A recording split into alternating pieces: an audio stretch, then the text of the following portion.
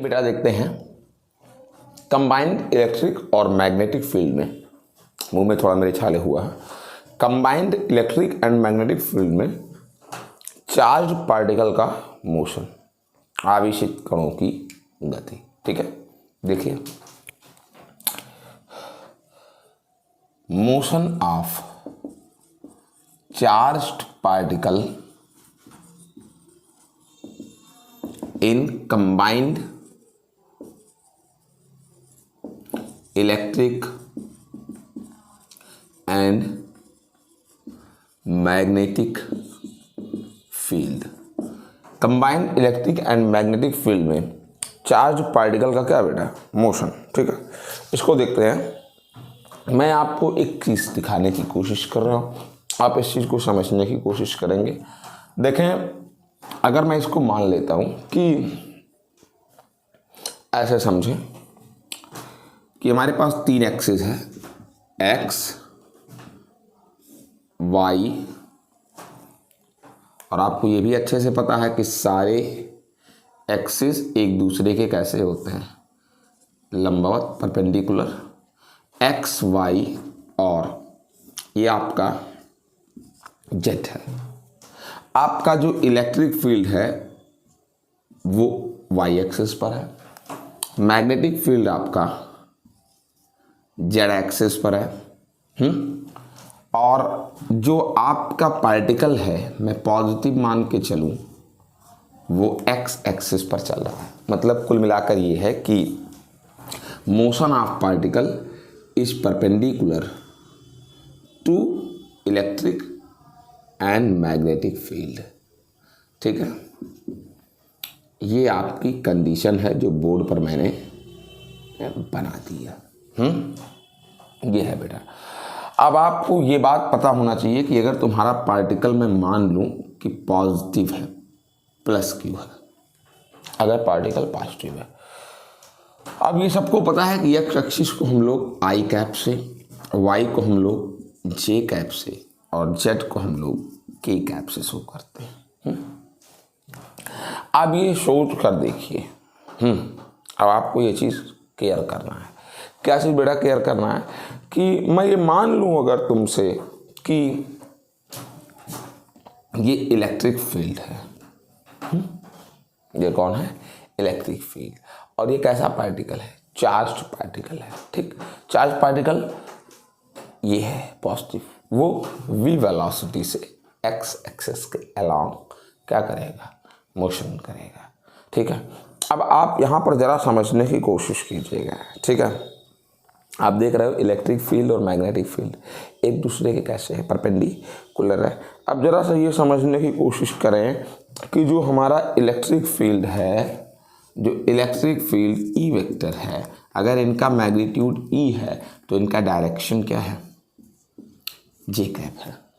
Magnetic field की बात करें, अगर इस मैग्नेटिक फील्ड बी का, ठीक है, अगर मैं मान लो इसका मैग्नीट्यूड बी है तो इसका डायरेक्शन जो है वो के कैप है। वेलोसिटी को मान लें, इनका मैग्नीट्यूड अगर वी है तो इनका जो डायरेक्शन है बेटा वो क्या है? आई कैप है।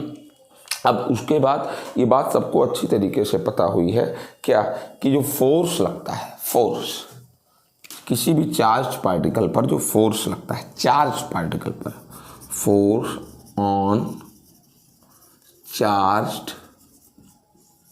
पार्टिकल,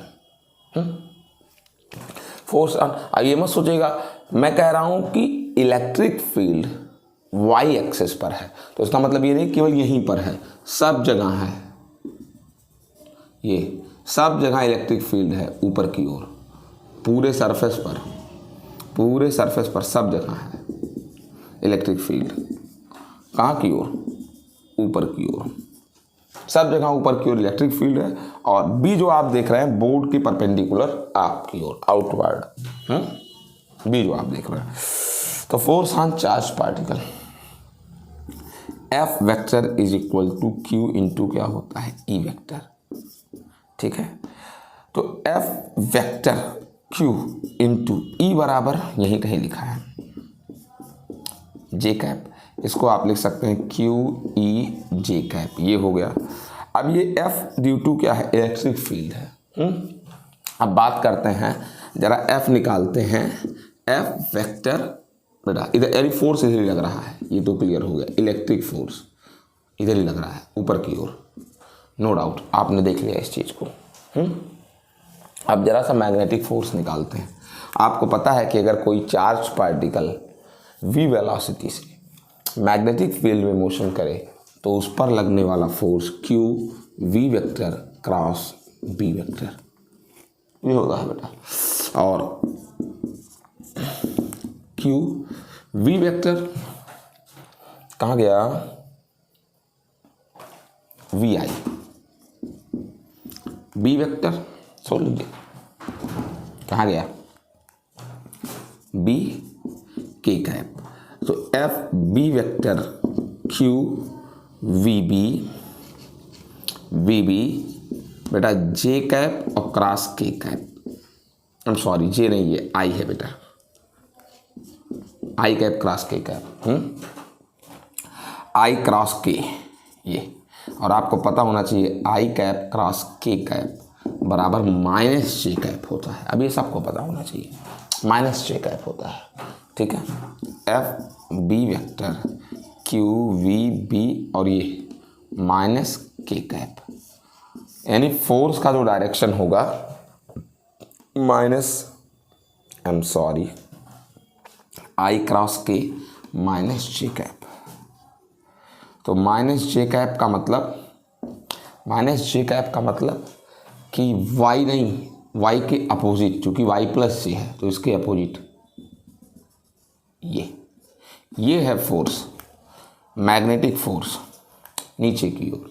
यानी इलेक्ट्रिक फोर्स और मैग्नेटिक फोर्स दोनों एक दूसरे के कैसे हैं, अपोजिट डायरेक्शन में हैं। दोनों एक दूसरे के कैसे हैं बेटा, अपोजिट डायरेक्शन में हैं। अब अगर दोनों एक दूसरे, अब देखिए चार्ज पार्टिकल इस तरफ चल रहा था, इलेक्ट्रिक फोर्स ऊपर लग रहा है, मैग्नेटिक फोर्स कहाँ लग रहा है, नीचे।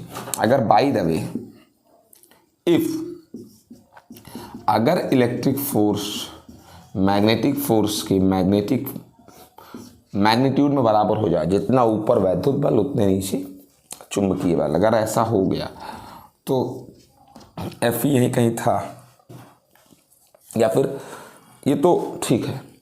अगर ऐसा हो जाए, जरा एक बार नेट निकाल लेते हैं दोनों का, एफ ई का और एफ बी का। अगर वैद्युत बल ज़्यादा हुआ तो पार्टिकल पर ऊपर की ओर फोर्स लगेगा, अगर मैग्नेटिक फोर्स ज़्यादा हुआ तो पार्टिकल पर नेट फोर्स कहाँ लगेगा, नीचे। लेकिन इन दोनों का अगर आपको नेट निकालना है, इन दोनों का अगर नेट निकालना है, किन दोनों का, इन दोनों का, यानी F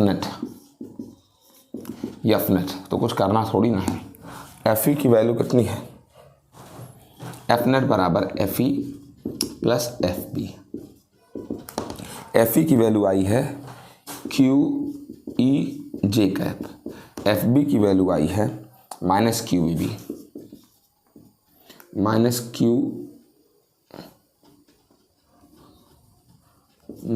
Q V B J cap. यानी एफ नेट जो आएगा, क्यू कॉमन कर लो, ई जे कैप, ई भी का ई रहेगा, ई रहने दो, E minus we B, Q तो कॉमन कर लिया है, क्यू कॉमन कर लिया, ई माइनस वी बी और जे कैप को भी बाहर निकाल दो, ये नेट फोर्स आएगा। ये नेट फोर्स है चार्ज पार्टिकल में। और बाय द वे अगर दोनों एफ ई बराबर एफ बी हो गया, एफ ई बराबर क्या हो गया, एफ बी, तो एफ ई बराबर क्यू इंटू ई, ये तो नेट फोर्स है। लेकिन बाय द वे ऊपर और नीचे फोर्स बराबर हो गया, क्यू ई बराबर Q V B, Q E बराबर क्या हो गया, क्यू वी बी हो गया। बाय द वे अगर बराबर हो गया तो क्यू क्यू कट जाएगा, v is equal to capital E by B, Q is equal to capital E by B. आपने देख लिया, v is equal to capital E by B. इसका निष्कर्ष ये निकल कर आया, वेक्टर हटा दो, इसका निष्कर्ष ये निकल कर आया कि ये वो वेलोसिटी है, ये वो वेलोसिटी है, एक स्पेशल वेलोसिटी जिस पर इलेक्ट्रिक फोर्स मैग्नेटिक फोर्स के बराबर हो गया। और जब दोनों फोर्स बराबर हो गए तो दोनों एक दूसरे को न्यूट्रलाइज कर देंगे। और अगर दोनों ने एक दूसरे को न्यूट्रलाइज कर दिया तो चार्ज पार्टिकल अनडेविएटली, बिना किसी विचलन के कैसे जाएगा? सीधे जाएगा, बिना किसी विचलन के। कैसा जाएगा? सीधे जाएगा, उसमें कोई डेविएशन नहीं होगा, बिल्कुल सीधा। और वो सीधा डायरेक्शन कौन होगा? अच्छा, इस पर कुछ लोग को शक हो सकता है, सर ये फोर्स जो आप कह रहे हैं नीचे की ओर, एफ बी, फ्लेमिंग का लेफ्ट हैंड रूल लगा लो। क्या चीज़, क्या बताए थे? Magnetic field, left hand rule. ये देखिए मैग्नेटिक फील्ड ये वाला, तो मैग्नेटिक फील्ड तो ऐसा था ही, धनात्मक कण इस तरफ चल रहा था, ये तो फोर्स कहाँ की ओर? नीचे की ओर, मैग्नेटिक फोर्स। ठीक है, तो अब एक चीज़ आपसे और भी कह दें, इसी वक्त लगे हाथ, उसको अगर आप समझते हैं, क्या चीज़? ये v is equal to E by B, ये वो स्पेशल वेलोसिटी है। v is equal to E by E, ये वो स्पेशल वेलोसिटी है। v is equal to E by B, v is equal to E by B, ये वो special velocity है जिस पर चार्ज पार्टिकल बिना डेविएशन के कैसे चलेगा? सीधे चलेगा, बिना डेविएशन के सीधे चलेगा। अब इसमें एक खास बात क्या है कि भैया किसी चार्ज पार्टिकल का चार्ज कुछ भी हो, कुछ भी चार्ज हो, कुछ भी चार्ज हो, और मास कुछ भी हो, लेकिन यहां से वेलोसिटी आप कैलकुलेट कर सकते हैं, यहां से आप वेलोसिटी कैलकुलेट कर सकते हैं। अगर वो कैसे चल रहा हो? बिल्कुल सीधे, बिना डेविएशन के। ठीक है ना? मास स्पेक्ट्रोमीटर एक होता है बेटा, मास स्पेक्ट्रोमीटर। और जो मास स्पेक्ट्रोमीटर होता है उससे हम E बाई एम निकालते हैं, विशिष्ट आवेश, स्पेसिफिक चार्ज। और मैं आपको बता दूं कि ये जो इसको बोलते हैं cross electric and magnetic field, जब दोनों के बीच एंगल कितना हो? 90 हो, crossed electric and magnetic field. और crossed electric and magnetic field में, crossed electric and magnetic field में वो पार्टिकल बिना डेविएशन के चलते हैं जिनकी वेलोसिटी ई बाई कितनी हो? बी हो। तो एक स्पेशल वेलोसिटी का पार्टिकल ई बाई कौन वाला? बी वाला, वो बिना डेविएशन के चलता है। यानी हम ई और बी को अपने मुताबिक सेट करके एक स्पेशल वेलोसिटी गेन कर सकते हैं और उस पार्टिकल को पट्टे से पकड़ लेंगे, चूंकि वो बिल्कुल डेविएट नहीं होगा, एक डायरेक्शन में चलेगा। तो वेलोसिटी सेलेक्टर के रूप में हम एक cross electric and magnetic field का यूज कर सकते हैं, क्रॉस एक बार द्वितीय चुंबकीय क्षेत्र का। ठीक है बेटा, एक बड़ा इंपॉर्टेंट टॉपिक है इधर, जब से 30% कट रहा है सिलेबस में, तब से जो है सिलेबस से उसको बाहर किए हैं कि उसको नहीं पढ़ना है 30% के कारण, कोरोना के कारण। लेकिन एक इम्पॉर्टेंट टॉपिक है, मैं पढ़ा रहा हूँ आपको, साइक्लोट्रॉन। साइक्लोट्रॉन तो साइक्लोट्रॉन ये आर है बेटा। अब साइक्लोट्रॉन क्यों नाम रखा गया? जैसे आपने ट्रॉन को इलेक्ट्रॉन देखा है, प्रोटॉन देखा है, न्यूट्रॉन देखा है, ड्यूट्रॉन देखा है, अल्फा पार्टिकल देखा है, अल्फा पार्टिकल। अब आपको बताऊं कि ये proton, neutron, deuteron, alpha particle, electron, तो आमतौर पर शुरुआत में सबके पीछे ट्रॉन है, उसी में ये ट्रॉन ले लिया गया। साइक्लो मतलब होता है साइक्लिंग, साइक्लिंग मतलब होता है चक्कर काटना। तो साइक्लोट्रॉन जो आप पढ़ने चल रहे हैं ये एक डिवाइस है, और इस डिवाइस का काम है क्या करना बेटा? इसका काम है कि ये चार्ज पार्टिकल्स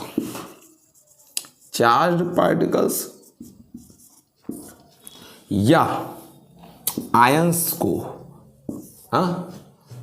को बेटा ये बहुत ज़्यादा हाई एनर्जेटिक कर देता है, हाई एनर्जेटिक कर देता है। तो हाई एनर्जेटिक करता कैसे है? घुमाता है खूब जोर से घुमाएगा, रिवॉल्विंग कराएगा। तो हाई एनर्जेटिक करने का डिवाइस है साइक्लोट्रॉन। ठीक है, और मैं बता दूं इसको जो है 1934 में, 1934 में लॉरेंस और लिविंगसन इन दोनों लोगों ने मिलकर बनाया, लॉरेंस और लिविंगसन ने। ठीक है। अब बता दें कि इसमें कैसे, किस सिस्टम से हाई एनर्जेटिक बनाते हैं चार्ज पार्टिकल्स को, ठीक है ना, कैसे। तो मैं बता दूं, इसमें क्रॉस्ड इलेक्ट्रिक फील्ड और मैग्नेटिक फील्ड का उपयोग किया गया है। Crossed electric field and magnetic field का यूज करते हैं प्रिंसिपल के तौर पर। फिर हम कहीं जाकर, अभी मैं दिखाऊंगा स्ट्रक्चर, फिर मैं कहीं जाकर के गोल गोल गोल गोल चक्कर कटा के एनर्जेटिक कर पाता हूँ चार्ज्ड पार्टिकल को, ठीक है।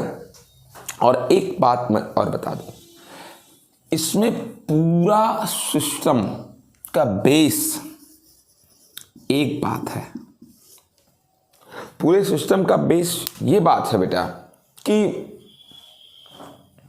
मैग्नेटिक फील्ड में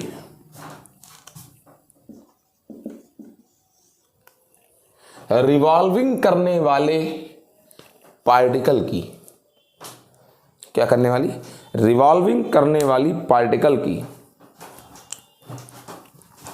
रिवॉल्विंग करने वाली, किसमें रिवॉल्विंग करना है, मैग्नेटिक फील्ड में।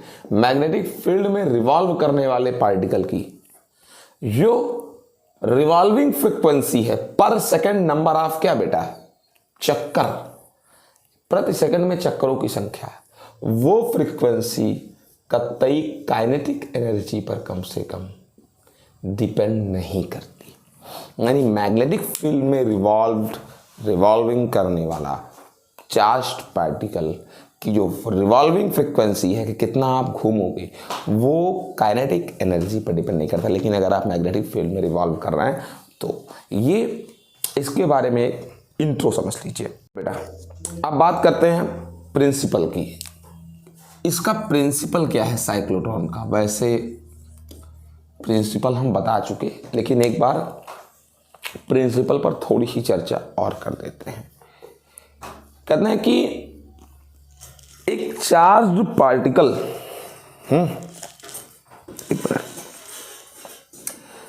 अगर इनकी थोड़ी चर्चा कर दें और इनके प्रिंसिपल की, कि एक चार्ज पार्टिकल को बहुत हाई एनर्जी तक एक्सीलरेट कर सकते हैं, बहुत ज़्यादा उसको त्वरित कर सकते हैं। लेकिन कैसे, उस चार्ज पार्टिकल को बार बार इलेक्ट्रिक फील्ड से पास कराओ। किससे पास कराओ, इलेक्ट्रिक फील्ड से। अब दिमाग लगाओ, वो इलेक्ट्रिक फील्ड स्पेशल होना चाहिए, स्पेशल। जैसे ये इलेक्ट्रिक फील्ड है, मान लेते हैं इनके बीच पोटेंशियल डिफरेंस V है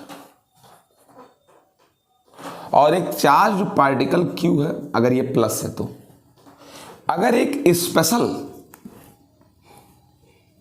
इलेक्ट्रिक फील्ड है तो आप एक चार्ज्ड पार्टिकल को वोल्टेज प्रोवाइड करके एनर्जेटिक बना सकते हो, एनर्जी दे सकते हो। अगर ये प्लस है और ये भी प्लस है, इनके बीच पोटेंशियल डिफरेंस V है, तो आपको पता है इस चार्ज पार्टिकल की एनर्जी कितनी हो जाएगी, QV। अगर ये वोल्टेज 0 होता तो एनर्जी भी कितनी होती, 0। और जैसे पोटेंशियल डिफरेंस V होगा, एनर्जी Q इंटू V हो जाएगा। और मान लो ये जब चलने लगेगा इधर, फिर जैसे इससे टकराता, कोलाइड करता, उससे पहले पोलैरिटी चेंज कर दो, इसको प्लस कर दो और इसको क्या कर दो, माइनस कर दो। अब ये यहाँ पहुँचने के बाद जैसे ये प्लस हो गए तो फिर इनको इधर आना पड़ेगा, फिर इधर आएंगे तो और इसी में QV बढ़ जाएगा। फिर जैसे यहाँ आए फिर रिवर्स कर दो इलेक्ट्रिक फील्ड, फिर इधर भागेंगे और QV ऐड हो जाएगा। यानी एक स्पेशल इलेक्ट्रिक फील्ड है ये, जिसकी पोलैरिटी कंटिन्यू क्या हो रही है, चेंज हो रही है। इनके यहां टकराने से पहले कोलाइड कर रहे हैं, इसको बोलते हैं मॉडरेट इलेक्ट्रिक फील्ड। और इस मॉडरेट इलेक्ट्रिक फील्ड में मैं आपको बताऊं कि आप किसी भी चार्ज्ड पार्टिकल की एनर्जी को इंक्रीज कर सकते हैं कई बार, QV प्लस QV, देखा तो आपने, चलते रहेंगे ऐसे। ये मॉडरेट, बशर्ते इलेक्ट्रिक फील्ड आपका मॉडरेट होगी, ये प्लस फिर माइनस, फिर ये प्लस, ये माइनस, फिर ये प्लस, फिर ये माइनस। इस तरीके से। और मैं एक इनके बारे ये इनके प्रिंसिपल की मैं चर्चा कर रहा हूँ। और इनके प्रिंसिपल में एक खास बात क्या है बेटा कि आपको, अब मैं साइक्लोट्रॉन की बात कर रहा हूँ, साइक्लोट्रॉन में प्रिंसिपल में एक बात और आपको जोड़ना है। ये जो आप इधर से इधर, इधर से इधर, इधर से इधर, इधर से इधर, ये जो भाग के तुम आ जा रहे हो ना, left right left right left right left right, इसको कराने के लिए इधर इधर इधर इधर, इसको कराने के लिए तो मेरे समझाने का तरीका था एनर्जी कैसे बढ़ाएंगे, इसको समझाने के लिए कि मतलब समझने के लिए कैसे इधर से इधर, इधर से इधर गए, फिर इधर से इधर। साइक्लोट्रॉन में कैसे आप इधर से इधर जाओगे, इधर से इधर आओगे, इधर से इधर जाओगे, इधर से इधर आओगे, इसको साइक्लोट्रॉन में कैसे करते हैं। इसको साइक्लोट्रॉन में करने का क्या तरीका है हम बता रहे हैं। इसको साइक्लोट्रॉन में कैसे करते हैं। साइक्लोट्रॉन में परपेंडिकुलर मैग्नेटिक फील्ड का प्रयोग करते हैं। आपको एक चीज समझाने की कोशिश करूं, अगर मैग्नेटिक फील्ड अपवर्ड हो, एक मिनट के लिए मान लीजिए अपवर्ड हो मैग्नेटिक फील्ड, और चार्ज पार्टिकल इसके परपेंडिकुलर इधर चले, magnetic field upward magnetic field, और चार्ज पार्टिकल इधर चल रहा है, तो आपको पता है फोर्स किधर लगेगा।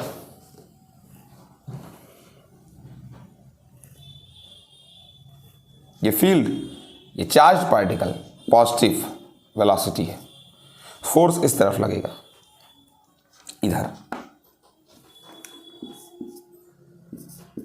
और जब भी फोर्स वेलोसिटी के परपेंडिकुलर लगता है, जब भी फोर्स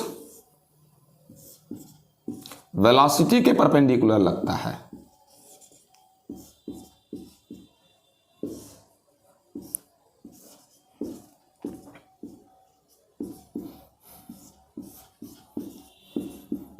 फोर्स जब भी वेलोसिटी के परपेंडिकुलर लगेगा, वेलोसिटी थी इधर, फोर्स इधर लगा, वेलोसिटी इधर, फोर्स इधर लगा, तो हमेशा पार्टिकल सर्कुलर पाथ पर मोशन करता है। यानी मैं चलना चाह रहा हूं इस तरफ और फोर्स हम पर अगर इस तरफ लग गया तो फिर हम सीधे नहीं जाएंगे, अब हम सर्कुलर पाथ पर चलेंगे। मैं इधर जाना चाहता हूं और फोर्स हम पर इधर लग गया तो हम अब सीधे नहीं जाएंगे, अब हम सर्कुलर पाथ पर चलेंगे। यानी ये जो तुम left right left right left right करा रहे थे, left right left right left right left right, इसको हम कैसे कराएंगे, इस तरीके से, इस तरीके से कराएंगे। ऊपर की ओर मैग्नेटिक फील्ड कर देंगे, मतलब मैग्नेटिक फील्ड और मैग्नेटिक फील्ड के परपेंडिकुलर आपको चलाएंगे।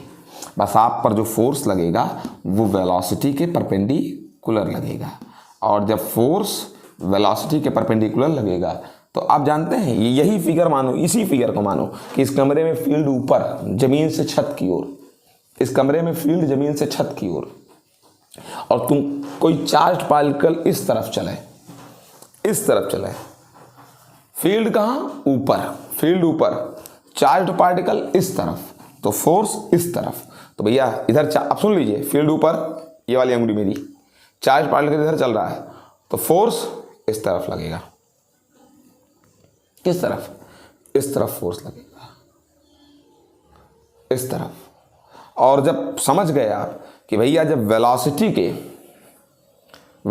के परपेंडिकुलर फोर्स लगेगा, वेलोसिटी के परपेंडिकुलर फोर्स लगेगा, तो अब आप क्या करेंगे, अब आप समझ लीजिए ये वेलोसिटी है, इधर फोर्स है, अंतिम बार बता रहा हूँ, फोर्स इधर, इधर वेलोसिटी, तो अब आप इधर नहीं जा पाओगे, फील्ड कहाँ है, ऊपर है भैया, फील्ड ऊपर, वेलोसिटी इधर, फोर्स इधर, तो अब आप इधर नहीं जा पाओगे। जैसे फोर्स इस तरफ लगा इसके परपेंडिकुलर, तब आप वैसे गोल गोल घूमोगे, और जब आप गोल गोल घूमने लगे, गोल गोल, तो भैया गोल गोल घूमने लगे आप, सोचिए, तो जब गोल गोल घूमने लगे तो इधर गए, फिर घूम के आए, इधर आए, फिर इधर आए, फिर इधर गए, फिर इधर आए, फिर इधर गए, फिर इधर आए, यानी एक बार लेफ्ट, फिर घूम कर आए तो राइट, फिर इधर गए तो राइट। यानी ये देखो, यानी कहानी ये हो गई, मान लो ये लेफ्ट है, सॉरी ये राइट है, और ये कौन है, लेफ्ट। अब आप घूमना शुरू किए, राइट गए, फिर लेफ्ट में आ गए, फिर यहाँ के बाद राइट चले गए, फिर जैसे यहाँ आए फिर लेफ्ट में आ गए, फिर घूम कर गए, फिर राइट में गए, फिर लेफ्ट में, फिर राइट, ऐसे ऐसे ऐसे ऐसे। लाइट मतलब जब घुमा रहे हैं, लेफ्ट में गए, फिर आए, फिर राइट में आए, फिर लेफ्ट में गए, फिर राइट में आए, फिर लेफ्ट में गए, फिर राइट में आए। यानी बार बार ये जो हम लेफ्ट राइट कर रहे थे उसको हमने बना लिया किससे, मैग्नेटिक फील्ड में। चूंकि अगर आप सर्कुलर पाथ पर चलते हो तो एक बार आप अगर बोर्ड पर ही 1 मिनट के लिए मान लो ये लेफ्ट है या राइट है बोर्ड पर, तो भाई क्या है, राइट जाते हो फिर लेफ्ट आते हो, फिर राइट फिर लेफ्ट, फिर राइट फिर लेफ्ट, फिर राइट फिर लेफ्ट, फिर राइट फिर लेफ्ट, इस तरीके से। ये खास बात है कि मैग्नेटिक फील्ड से हम इस काम को करा पाते हैं। और इसके प्रिंसिपल में एक बात और है, वो क्या चीज़ है, इनके प्रिंसिपल में एक बात जो और है कि आप अभी समझाए तो थे कि आपकी जो साइकिलिंग की फ्रीक्वेंसी है कि कितना चक्कर लगाओगे कै सेकंड में, 1 सेकंड में, वो ना तो आपकी काइनेटिक एनर्जी पर डिपेंड करेगी। मतलब ये जो आपका बढ़ता जा रहा है 0 से qv plus qv plus qv ऐसे हजारों क्यूवी, तो चाहे जितनी एनर्जी बढ़ा लो आपकी फ्रीक्वेंसी पर कोई फर्क नहीं पड़ेगा, ना फ्रीक्वेंसी बढ़ेगी ना फ्रीक्वेंसी घटेगी। और ना ही इस पाथ के, आपके सर्कुलर पाथ के रेडियस पर ये फ्रीक्वेंसी आपकी इस रेडियस पर भी डिपेंड नहीं करेगी, मतलब नहीं करेगी। समझ सके होंगे आप इस चीज को। इसका देखते हैं बेटा कंस्ट्रक्शन, आराम से देखिएगा क्या है कंस्ट्रक्शन, रचना, ध्यान से। पहला पॉइंट इसके कंस्ट्रक्शन का, इसके कंस्ट्रक्शन का पहला पॉइंट क्या है बेटा कि साइक्लोट्रॉन बनाने के लिए आपको 2 या फिर आप एक मेटलिक सिलेंडर लीजिए, हालो सिलेंडर, मेटल का बना हुआ हालो सिलेंडर लीजिए बेटा। बहुत बड़े ना हो, छोटे हों। तो हालो सिलेंडर, खोखला सिलेंडर, बहुत बड़ा ना हो, छोटा सा हो, ठीक है। और उसको लेने के बाद सिलेंडर को बीच से काट दें। आपको दिखाऊं, ये इसको देख पा रहे हैं, ये आपका सिलेंडर नहीं है सिलेंडर। आप देखिए, अगर नीचे से एक, जैसे ऊपर से एक ढक्कन है वैसे नीचे से भी अगर एक ढक्कन लगा देते, नीचे से भी अगर एक ढक्कन लगा देते तो क्या ये सिलेंडर नहीं हो जाता। इस सिलेंडर की ये लंबाई होती है और ये सिलेंडर का पूरा डायामीटर होता। ये सिलेंडर है बेटा, जैसे ऊपर से थाली है वैसे मान लो नीचे से भी थाली है। तो ये हालो है, मेटलिक है, सिलेंडर है और छोटा है सिलेंडर, इतनी ही लंबाई है, बड़ा सिलेंडर नहीं है। और आपको करना क्या है बेटा कि इसको आप बीच से काट देंगे तो 2 डी शेप बन जाएगा। इस सिलेंडर के 2 टुकड़े हो जाएंगे डी शेप में, ठीक है, ऐसे। अब आप समझ गए होंगे मेरी पूरी बात को, आई थिंक। अब तो आपको दिक्कत नहीं होगी। काट दिया आपने, समझ गए होंगे ना। ऐसे काट दिया, ऐसे काट दिया, ऐसे बीच से काटिए, ऐसे बीच से, और काटने के बाद थोड़ा सा अलग कर दीजिए, ठीक है। अब आप आई थिंक सब लोग समझ गए होंगे। ये मैं बना दे रहा हूं, मैं बना दे रहा हूं। चलो एक काम करते हैं, एक काम करते हैं, हम ये कह रहे हैं, ये समझे ना, ऐसे है ये सिलेंडर है बेटा ऐसे, और बीच से 2 टुकड़े कर दिए, बीच से 2 टुकड़े कर दिए। और जब 2 टुकड़ा किया तो एक पार्ट को इधर एक पार्ट को इधर करके बीच में थोड़ा गैप बना देंगे, ये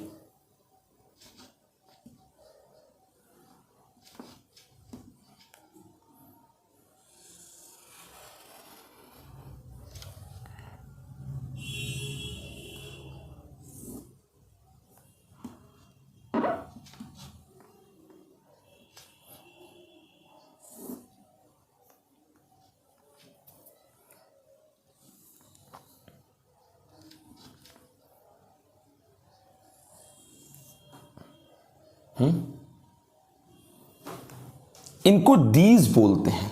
क्या बोलते हैं? डीज, DEES। डीज क्यों बोले? चूंकि इनका शेप डी जैसा है और ये इतने ही मोटे हैं बेटा, चपटा नहीं है तस्तरी तरीके, ऐसे ही है। एक D1 है और एक क्या है बेटा? D2 है। एक D1 है और एक D2। ये बातें हो गई, इनके बीच में थोड़ा स्पेस छोड़ दिया। ठीक है बेटा, अब ये हो गया। अब क्या चीज है? ये इनकी बात रह गई। अब देखिए एक चीज और है, इन दोनों को, अब चूंकि इस कमरे में आप बताइए एयर है, लेकिन इस एयर को बाहर निकाल दीजिए। एयर को जब बाहर निकाल देंगे तो कमरे में क्या हो जाएगा? वैक्यूम हो जाएगा। ठीक है, क्या हो जाएगा? वैक्यूम हो जाएगा इस कमरे में। और इस कमरे में जब वैक्यूम हो जाएगा तो ये कमरा, ये जो आ गया किस में आ गया? एक वैक्यूम रूम में रख दिया गया, समझ लो। इस कमरे में अगर वैक्यूम कर दिया, अब आपको दो काम और करना है। क्या करना है? इसके ऊपर एक मैग्नेट का पोल रखिए और एक मैग्नेट का पोल इसके कहाँ रखिए? पीछे। ये समझने की कोशिश करिएगा। ये डीज है, मान लो ये डीज है। ये डीज है मतलब आपको समझाने की कोशिश करें अगर, तो ये डीज है, ये डीज है। ठीक है, इसके ऊपर एक मैग्नेट रखो, एक मैग्नेट नीचे रखो, और ऊपर जो मैग्नेट रखेगा बेटा इसके, ठीक है ना, जो इसके ऊपर मैग्नेट रखेगा महाराज, ऊपर नॉर्थ पोल रखेगा मैग्नेट का नॉर्थ पोल ऊपर रखेगा। मतलब समझ गए ना, यहां नॉर्थ पोल ऐसे, मतलब समझिएगा मैं बोर्ड इसके ऊपर कैसे आपको रखना है। ये मैग्नेट का नॉर्थ और नीचे मैग्नेट का क्या? साउथ, और बीच में ऐसे डीज फिट है। बीच में से क्या फिट है? डीज। ऊपर नॉर्थ पोल रखा और नीचे क्या रखा? साउथ पोल, और बीच में कौन फिट है? डीज फिट है। अगर बीच में डीज फिट है तो फिर अब आप समझ लीजिए मैग्नेटिक फील्ड एन से किसकी ओर होता है? एस की ओर होता है। मैग्नेटिक फील्ड एन से किसकी ओर होता है? एस की ओर। ऊपर से कहां? नीचे। तो ये जो नॉर्थ रखे हो, इस नॉर्थ को आगे रखो, इस नॉर्थ को यहां रखो, और इस साउथ को बोर्ड के पीछे रखना, तो मैग्नेटिक फील्ड N2S यानी अंदर की ओर जाएगा।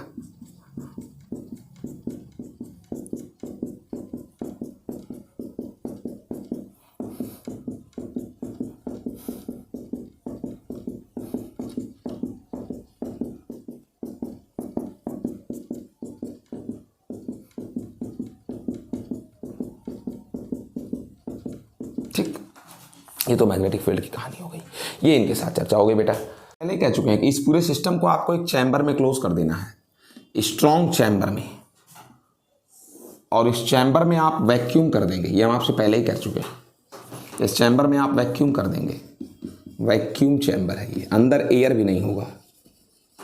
ठीक है, और आपको बता दें इन दोनों डीज के बीच आपको एक हाई फ्रीक्वेंसी का अल्टरनेटिंग वोल्टेज सोर्स लगाना है। High frequency voltage source, high frequency voltage कितना होना चाहिए? कुछ किलो वोल्ट का हाई वोल्टेज सोर्स लगाना है इनके बीच बेटा। हाई वोल्टेज सोर्स लगाना है इनके बीच, जैसा आपको दिखा रहे हैं बोर्ड पर। हाई वोल्टेज, इन दोनों डीज, एक डीज पॉजिटिव एक डीज निगेटिव, और अल्टरनेटिंग सोर्स लगाना है। ठीक है बेटा, ये इनकी बात रह गई। कुछ 100 किलोवाट से, 1-2 किलोवाट नहीं, कुछ 100, 500, 600, 700, मतलब चढ़ा वोल्टेज आपको लगाना है।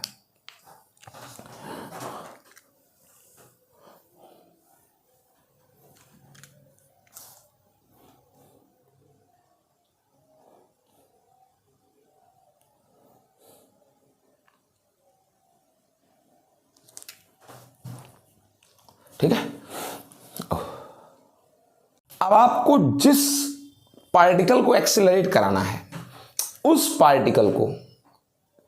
पार्टिकल को एक्सेलरेट कराना है, उस पार्टिकल को आप बेटा इस बीम के सेंटर पर, उस सोर्स को जिसको आपको एक्सेलरेट कराना है, जिस पार्टिकल को भी एक्सेलरेट कराना है, उसको इसी सेंटर पे रख दीजिए। वो सोर्स है जिससे अल्फा पार्टिकल निकलेगा। और पार्टिकल को आप निकालिए कैसे? पार्टिकल को निकालिए आप उस प्लेन में, मतलब पार्टिकल किधर निकले सर? तो फील्ड आपका किधर है? फील्ड आपका अंदर की ओर है, आप देख पा रहे हैं बोर्ड पर। फील्ड कहाँ की ओर है? अंदर की ओर है। तो पार्टिकल इनके फील्ड के परपेंडिकुलर निकले, पार्टिकल फील्ड के परपेंडिकुलर निकले। इधर फील्ड, इधर निकले परपेंडिकुलर। अब चाहे इधर निकले चाहे इधर निकले, उससे फर्क नहीं पड़ता, लेकिन निकले परपेंडिकुलर ही। अगर फील्ड अंदर की ओर है तो पार्टिकल इधर निकले या इधर निकले, लेकिन इनसे फील्ड से 90 डिग्री का एंगल बनाए और एक प्लेन में निकले। इन्हीं की ऐसे निकले, इन्हीं की ऐसे निकले, एक प्लेन में निकले, वो प्लेन इनके परपेंडिकुलर होना चाहिए फील्ड के। ठीक है ना? ये आपको ध्यान रखना है। आपको एक काम और करना है। क्या काम करना है? आपको यहां पर एक डिफ्लेक्टिंग प्लेट लगा देनी है। अभी आप समझेंगे नहीं क्या। जैसे यहां पर आप एक डिफ्लेक्टिंग प्लेट लगा दीजिए। अभी बता रहे हैं क्या चीज। जैसे मान लीजिए कोई चार्ज पार्टिकल इसमें गोल गोल ऐसे घूम रहा है,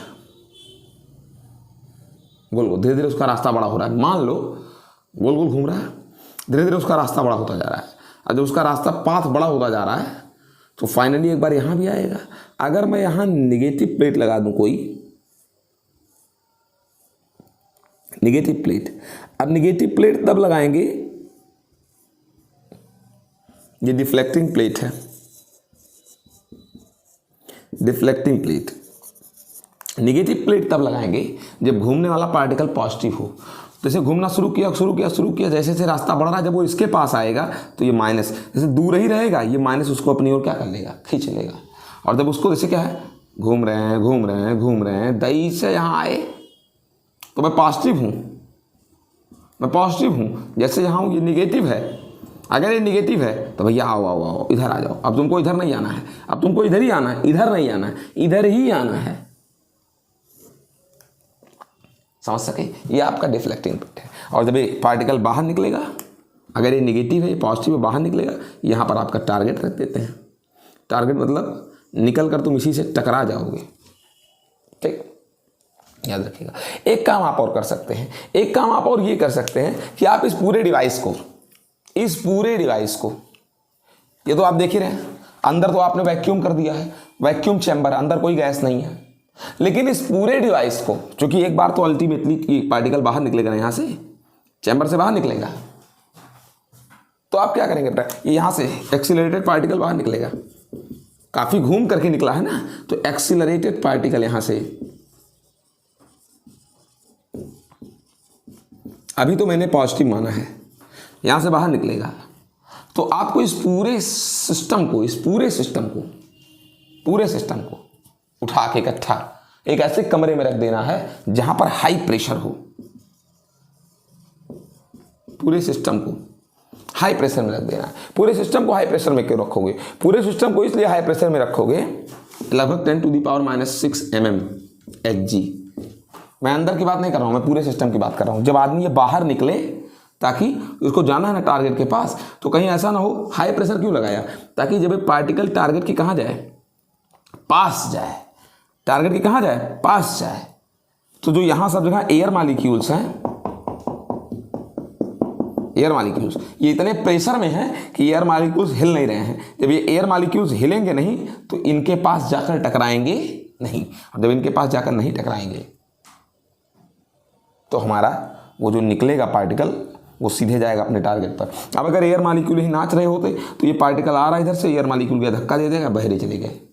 ऐसा मत करिएगा, समझ गए इस चीज को।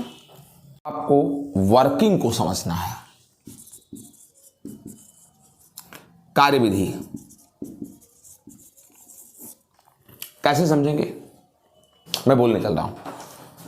सब कुछ सिस्टम ऑन है, सोर्स से पार्टिकल निकला, और जब सोर्स से पार्टिकल निकला, सोर्स से मान लो पॉजिटिव पार्टिकल निकला, और जब सोर्स से पॉजिटिव पार्टिकल निकला, अगर मैं मान लूं कि उस इंस्टेंट, उस क्षण इनमें से जो प्लेट नेगेटिव है, तो जब पॉजिटिव निकला तो उस नेगेटिव प्लेट की ओर चलेगा,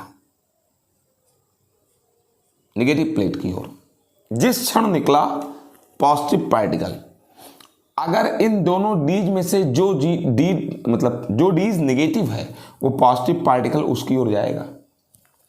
अब पॉजिटिव पार्टिकल उसकी ओर जब जाने लगा तो अब आप ये सोचिएगा गौर से कि पॉजिटिव पार्टिकल इधर जाने लगा, क्योंकि उस समय तक D2 हमारा मैं मानता हूं निगेटिव है, और जब जाने लगा फील्ड कहां की ओर है, आप देख रहे हैं क्रॉस अंदर की ओर है, तो फोर्स किधर लगेगा, फ्लेमिंग के लेफ्ट हैंड रूल के अकॉर्डिंग। वेलोसिटी फील्ड, वेलोसिटी इधर है, फील्ड अंदर है और फोर्स ऊपर की ओर। अब जैसे फोर्स वेलोसिटी के कैसे हुआ परपेंडिकुलर, अब हम सीधे नहीं जाएंगे, सर्कुलर पाथ पर चलना शुरू करेंगे, यानी कि तुरंत ही ये क्या करिए, चलने के बाद घूमना शुरू, घूमना शुरू। और जैसे ही घूमना शुरू, अब आप ये सोचिएगा सबसे पहले कि भैया निगेटिव वाले की ओर क्यों गए, क्योंकि अगर मैंने पॉजिटिव पार्टिकल निकाला तो निगेटिव की ओर ही आएगा, वो अट्रैक्ट करेगा, और जब इधर चलने लगा तो इसके अकॉर्डिंग उस पर फोर्स लगा मैग्नेटिक फील्ड के द्वारा। किससे? मैग्नेटिक फील्ड से, जो अंदर की ओर है। अब वो सर्कुलर पाथ पर चलने लगे। अब जब वो सर्कुलर पाथ पर क्या करने लगे, चलने लगे, तो ये सोच करके देखना है आपको और यह समझना ही है आपको।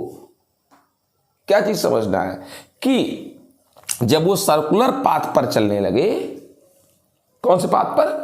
सर्कुलर पाथ पर जब वो चलने लगे, ये आपको समझना ही है कि जब वो सर्कुलर पाथ पर चलने लगे तो सर्कुलर पाथ की या सर्कुलर पाथ पर चलने की फ्रीक्वेंसी, सर्कुलर पाथ पर चलने की फ्रीक्वेंसी, जो सर्कुलर पाथ पर चलाया किसने था? मैग्नेटिक फील्ड ने। तो मैग्नेटिक फील्ड के कारण सर्कुलर पाथ पर चलने की फ्रीक्वेंसी इस अल्टरनेटिंग वोल्टेज की फ्रीक्वेंसी के बराबर हो, अल्टरनेटिंग वोल्टेज की फ्रीक्वेंसी के बराबर हो, अल्टरनेटिंग वोल्टेज की फ्रीक्वेंसी के बराबर हो। मतलब ये क्या इसका मतलब है? इसका मतलब जैसे अल्टरनेटिंग वोल्टेज, आपको पता है अल्टरनेटिंग वोल्टेज की दिशा बदलती है।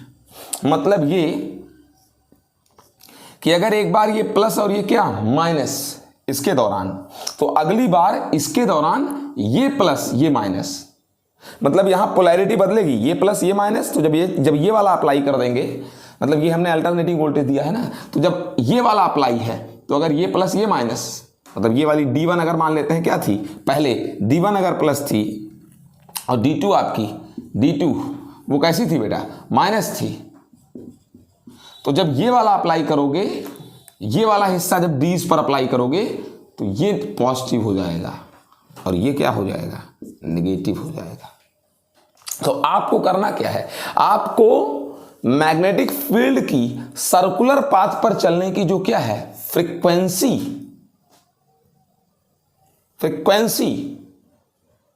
वो अल्टरनेटिंग वोल्टेज की फ्रीक्वेंसी के बराबर रखना है। मतलब ये गौर कीजिएगा, क्या मतलब ये, अब देखिएगा देख रहे हैं, मान लेते हैं यहां से निकला था पार्टिकल, कितनी वेलोसिटी से? v वेलोसिटी से। ये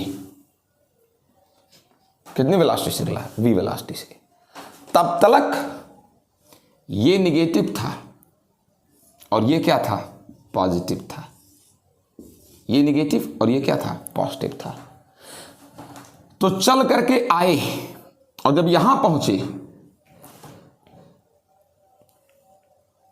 जब तक ये निगेटिव था और ये क्या था? पॉजिटिव, ये वाली प्लेट यानी D2 निगेटिव थी और D1 पॉजिटिव थी।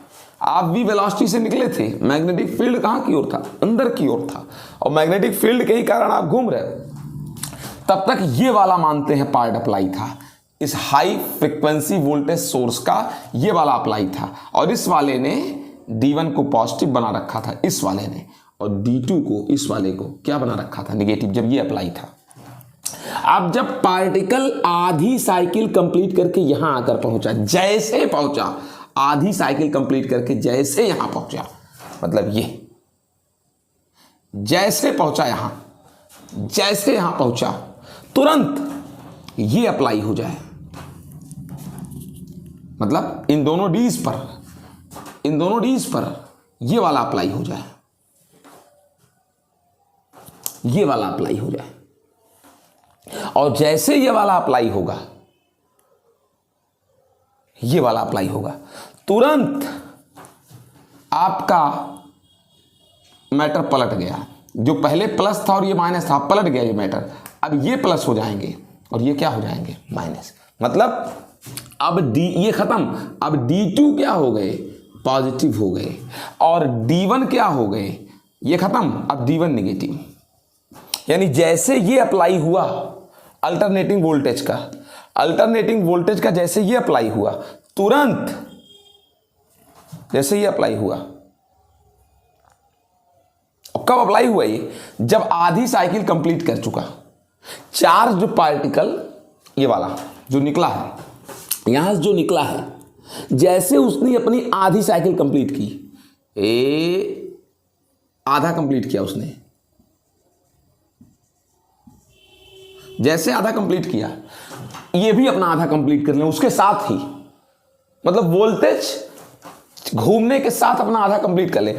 आधा वोल्टेज कंप्लीट हुआ तो आधे रास्ते पर पार्टिकल घूम चुका। घुमा कौन रहा है, मैग्नेटिक फील्ड घुमा रहा है। सर्कुलर पाथ पर कौन घुमा रहा है, मैग्नेटिक फील्ड। तो जैसे पार्टिकल ने आधा कंप्लीट किया, तुरंत आधा कंप्लीट। अब पार्टिकल क्या करेगा, अब पार्टिकल पॉजिटिव वाला यहां पहुंच चुका है, तो जब पॉजिटिव वाला यहां पहुंच चुका है तो इनका ये वाला अप्लाई हो जाए। तो जब ये वाला अप्लाई हो गया तो अब D1 क्या हो गया, निगेटिव। अब ये निगेटिव हो गए ये, और D2 ये वाले पॉजिटिव हो जाए, ये वाले D2 अब क्या हो जाए, पॉजिटिव हो जाए। अब इससे खास बात क्या बना, आप देखो पॉजिटिव पार्टिकल यहां पहुंच चुका है आधा कंप्लीट करके, और ये जो हमारा AC सोर्स लगाया था इसका ये वाला अप्लाई हो गया। तो अब जब D2 तुम्हारा क्या हो गया, समझिए, अब D2 तुम्हारा, देखो पहले तुम्हारा D1, ये मतलब पहले तुम्हारा ये वाला निगेटिव था, ये वाला पॉजिटिव था, लेकिन अब जब ये अप्लाई हुआ तो अब ये वाले D's पॉजिटिव हो गए और ये वाले D's निगेटिव हो गए। जब ये निगेटिव हो गए तो करेंगे क्या, चूंकि अब पॉजिटिव पार्टिकल आधा कंप्लीट करके यहां पहुंच चुका है, तो अब ये जब निगेटिव हो गए D's, ये वाले D's जब निगेटिव हो गए तो बस इस पॉजिटिव वाले को अपनी ओर खींच लेंगे, अट्रैक्ट कर लेंगे। ये निगेटिव इस पॉजिटिव को अपनी ओर अट्रैक्ट कर लेंगे। अट्रैक्ट किए, और अट्रैक्ट किए तो फिर ये घूम रहे हैं, फिर घूमते हुए ये फिर यहां पहुंच गए, फिर घूमते हुए यहां पहुंचे। और जब यहां पहुंचे घूमते हुए पॉजिटिव पार्टिकल, तो यानी इन्होंने भी अपनी क्या साइकिल कंप्लीट कर ली, एक साइकिल। इस वोल्टेज सोर्स ने, HF वोल्टेज सोर्स ने अपनी एक साइकिल कंप्लीट की, तो मैग्नेटिक फील्ड से जो सर्कुलर पाथ पर चक्कर लगाना था उसका भी एक साइकिल कंप्लीट हो गया। ये कंप्लीट एक साइकिल यहां चलना शुरू किया, एक साइकिल कंप्लीट कर लिया। अब इनकी नई पारी शुरू, इनका नया गेम शुरू। अब ये इधर चलेंगे, लेकिन ये पॉजिटिव पार्टिकल ये इधर चले उसके पहले फिर ये वाला अप्लाई हो जाए। ऐसे ही तो होता है बेटा। अब फिर ये वाला शुरू हो गया। जब फिर ये वाला शुरू हो गया तो इसका मतलब फिर से एक बार आपका D2 फिर से निगेटिव हो गया, और फिर से आपका एक बार D1 ये वाला पॉजिटिव हो गया। तो चूंकि जब ये पॉजिटिव हो गया तो फिर पॉजिटिव को इधर धक्का दे देगा, और ये निगेटिव हो ही गया था तो ये इसको अट्रैक्ट कर लेगा इस पॉजिटिव को। ये पॉजिटिव हो चुके हैं, इधर जाएंगे, और इस पॉजिटिव को ये वाला निगेटिव अट्रैक्ट कर लेगा। फिर ये आराम से एक साइकिल, फिर यहां गए, और जैसे यहां पहुंचे आधी साइकिल, फिर ये पॉजिटिव हो गए, D2 पॉजिटिव हो गए, फिर ये पॉजिटिव हो गए D2, और जब ये पॉजिटिव हो गए और D1 क्या हो गए, फिर निगेटिव हो गए। तो चूंकि जब ये D1 निगेटिव हो गया, D1 जब निगेटिव हो गया तो फिर से इनको अपनी ओर अट्रैक्ट कर लेगा, पॉजिटिव पार्टिकल को अपनी ओर अट्रैक्ट कर लेगा, और ये पॉजिटिव हो चुके हैं तो इनको रिपल कर देंगे। फिर ये अपना आगे बढ़ जाएंगे। फिर जैसे यहां पहुंचे आधी कंप्लीट करके, फिर तुरंत फिर ये वाला निगेटिव हो गया और ये वाला फिर से क्या हो गया, पॉजिटिव हो गया, ये वाला अप्लाई हो गया, ये वाला। तो जब ये निगेटिव हो गए तो फिर से इसको अपनी ओर खींच लेंगे, और ये पॉजिटिव हो गए हैं तो इनको धक्का दे देंगे, इनको धक्का दे देंगे आराम से। यानी सबसे बड़ी बात क्या है कि भैया आप सोचिएगा, मैं बना रहा हूं, मैग्नेटिक फील्ड तुमको घुमाता है, मैग्नेटिक फील्ड तुमको घुमाता है, और इलेक्ट्रिक फील्ड, देखिए मैं बहुत बढ़िया बना रहा हूं, मैग्नेटिक फील्ड आपको घुमाता है और इलेक्ट्रिक फील्ड आपका ये है। जब ये अप्लाई था, जब तक ये अप्लाई रहे तब तक आप आधा कंप्लीट करो, और जैसे ये अप्लाई हो उसमें आप ये वाला आधा कंप्लीट कर लो। मतलब जब यहां से ये निकले तो ये शुरू हुए यहां से, और जब ये यहां से चलते हुए यहां पहुंच गए तब ये यहां से कंप्लीट करते हुए यहां पहुंच गए, और जैसे हमको इसके आगे चलना है ये वाला शुरू हो गया, और जब ये यहां से कंप्लीट करके यहां आए तो आप यहां से कंप्लीट करके यहां गए। समझ गए इस चीज को बेटा? फिर जब ये यहां से आगे बढ़ेंगे तो फिर आप अपनी नई पारी ये वाली शुरू कर दीजिए। फिर जब ये यहां से कंप्लीट करके यहां जा चुके तो आप भी यहां से कंप्लीट करके अब आगे बढ़ेंगे, ये तब तक यहां आ जाएंगे जब आप यहां पहुंचेंगे। यानी इनकी फ्रीक्वेंसी, जितना समय इनको लगे एक साइकिल कंप्लीट करने में, उतने समय में ये भी एक साइकिल कंप्लीट करें। यानी मैग्नेटिक फील्ड की भी वही फ्रीक्वेंसी, मैग्नेटिक फील्ड से चक्कर लगाने की वही फ्रीक्वेंसी जो अल्टरनेटिंग वोल्टेज की फ्रीक्वेंसी। समझ गए इस चीज को? जब ये यहां से निकले, यहां से, जैसे देखो लास्ट बार जब ये यहां से निकले, यहां से एस से जब ये निकले तो ये चूंकि पॉजिटिव थे तो D1 को, D2 को निगेटिव होना था और D1 को पॉजिटिव होना था, और जब ये साइकिल कंप्लीट करके यहां पहुंच गए, आधा कंप्लीट कर चुके हैं ये, तो तुरंत ही ये वाला निगेटिव हो जाए, D1, और ये पॉजिटिव हो जाए। समझ गए इस चीज को? यानी सबसे बड़ी बात कि निकलने के बाद, सोर्स से निकलने के बाद तुमको उसमें जाना है जो खुद निगेटिव है, जो D2 क्या था, निगेटिव, और आधी साइकिल कंप्लीट करने के बाद जब तुमको इधर आना है तो अब D1 निगेटिव हो जाए और D2 क्या हो जाए, पॉजिटिव हो जाए। फिर जब कंप्लीट करके यहां आ गए, मतलब ऐसे से घूमते रहेंगे, आप घूमते रहेंगे ऐसे गोल गोल, और जब आप घूमते रहेंगे तो आपके साथ ये भी चेंज होता रहेगा, ठीक है ना? आप निकलने के बाद आप उस वाले डीज में जाएंगे, उस वाले डीज में आप जाएंगे जो निगेटिव होगा, और फिर जब आप आधी साइकिल कंप्लीट करके इधर आएंगे तो इधर वाला निगेटिव हो जाएगा। अब आप समझ पाए होंगे मेरी बात को। इस तरीके एक बात एकदम क्लियर है कि आपको ऐसा एडजस्टमेंट बनाना है कि मैग्नेटिक फील्ड के सर्कुलर पाथ पर चलने की फ्रीक्वेंसी इलेक्ट्रिक फील्ड या फिर यूं कहें अल्टरनेटिंग वोल्टेज की फ्रीक्वेंसी के बराबर हो। इस तरीके आप गोल गोल क्या करते रहेंगे, घूमते रहेंगे। अब आप ये सोचिए कि आपने इन दोनों के बीच वोल्टेज लगा दिया गया है। इन दोनों के बीच आपने क्या लगा दिया है, वोल्टेज। जब इन दोनों के बीच आपने वोल्टेज लगा दिया है तो आप सोचिए जितनी, अब देखो सोचेगा, इन दोनों के बीच वोल्टेज आपने लगा दिया है। अब ये क्या करते हैं, ये चार्ज पार्टिकल देखो यहां से यहां पहुंचा, इधर गया तो उसकी एनर्जी कितनी हुई, QV। फिर उसके बाद फिर वो यहां से यहां आता है तो और ऐड हो गई QV। फिर उसके बाद घूम के आने के बाद फिर यहां से यहां जाएंगे वो प्लस QV। फिर उसके बाद जब ऐसे घूम कर यहां जाएंगे, आएंगे ना बेटा ऐसे, तो फिर प्लस QV। यानी हर बार जब वो इस गैप को क्रॉस करता है तो उसकी एनर्जी क्या हो जाती है, V वोल्टेज से बढ़ जाती है। हर बार उसकी एनर्जी V वोल्टेज से क्या हो जाती है, बढ़ जाती है बेटा, ठीक है। तरीके फिर क्या होगा इस तरीके के बार बार आपकी एनर्जी बढ़ती रहेगी और फाइनली फिर आप ऐसे घूमते घूमते यहां आएंगे, किसके पास, डिफ्लेक्टिंग प्लेट के पास। और जब डिफ्लेक्टिंग प्लेट घूमते घूमते आप आ गए डिफ्लेक्टिंग प्लेट के पास, और जैसे यहां आओगे ये भी आपका कैसा है, निगेटिव है। ये निगेटिव है और तुम पॉजिटिव हो। अब तुम इधर नहीं जाओगे, अब निगेटिव तुमको आराम में अपने पास लेकर आते हुए निकाल लाएगा और जाकर आप टकरा जाएंगे अपने किससे, टारगेट से, ठीक है। और आप फाइनली बाहर आ जाएंगे। एक बात सबसे खास है, हम उसको कह सकते हैं, एक जो सबसे खास कंडीशन है, सबसे खास कंडीशन ये है कि जब आप सर्कुलर पाथ पर चल रहे हैं, कौन चला रहा है सर्कुलर पाथ पर, मैग्नेटिक फील्ड चला रहा है। जब आप यहां से चलना शुरू किए, यहां से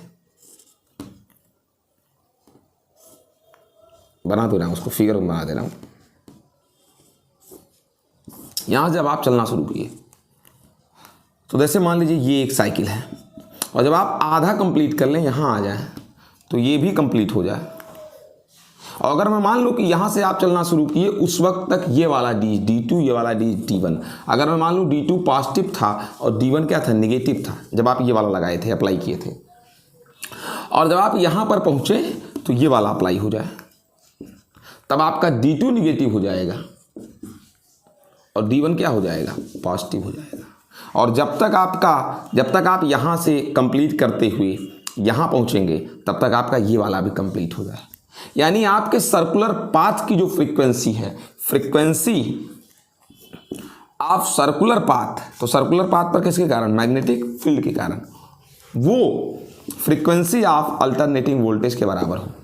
इसको बोलते हैं रेजोनेंस कंडीशन। कौन सी कंडीशन, रेजोनेंस कंडीशन। ये आपकी रेजोनेंस कंडीशन है कि दोनों की फ्रीक्वेंसी सेम हो। ठीक, स्टार्टअप करते हैं जरा सा इसके बारे में कुछ एक्स्ट्रा फैक्ट जानना। वो क्या है, आपको पता है कि सर्कुलर पाथ पर चलने के लिए सेंट्रल फोर्स चाहिए, और सेंट्रल फोर्स आपको किससे मिल सकता है, लॉरेंट फोर्स से, जो आप पर लग रहा है QVB sin 90 mv²/r। अब आपको अच्छे से पता है 1v से 1v क्या हो जाएगा, कैंसिल हो जाएगा। और यहाँ से अगर आप देख लें तो v = ये क्या है या r = या v ही मान लीजिए, v = QB और r/m।